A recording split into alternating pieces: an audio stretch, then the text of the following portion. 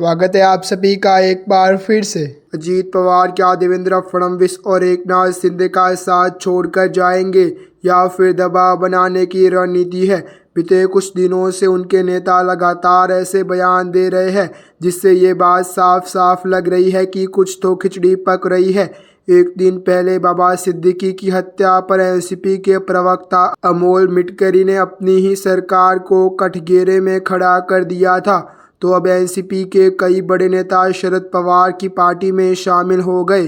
आरोप लगाया है कि वहां अजीत पवार का अपमान हो रहा है, वे ऐसी पार्टी में नहीं रह सकते।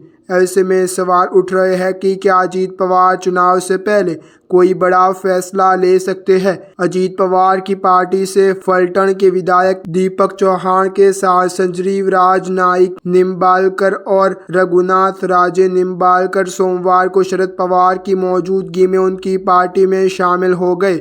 इस मौके पर दीपक चौहान ने अजीत पवार से सीधा सवाल किया, महायुति में शामिल दोनों ने हमेशा हमारे साथ अपमानपूर्ण व्यवहार किया है। न केवल विधायकों बल्कि हमारी पार्टी के नेतृत्व कर रहे अजीत पवार के साथ भी गलत व्यवहार किया जा रहा है।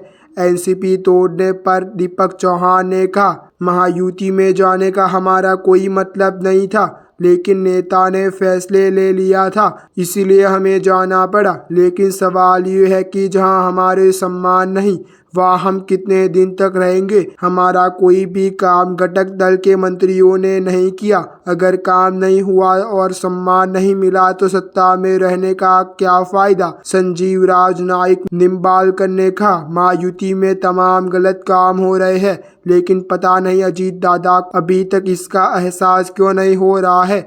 अजीत पवार इस बात से साफ इनकार कर चुके हैं कि उनका महायुति छोड़कर कहीं और जाने का कोई इरादा है, लेकिन जिस तरह उनकी पार्टी के नेता छोड़कर जा रहे हैं उससे उन पर दबाव बढ़ रहा है। इस बीच एकनाथ शिंदे की शिवसेना ने सबको चौंकाते हुए अपना पहला उम्मीदवार घोषित कर दिया है, जबकि अभी सीटों का ऐलान होना बाकी है। शिंदे ने रामटेक से निर्दलीय विधायक आशीष जायसवाल को अपनी पार्टी में शामिल करते हुए कैंडिडेट बनाने का ऐलान कर दिया।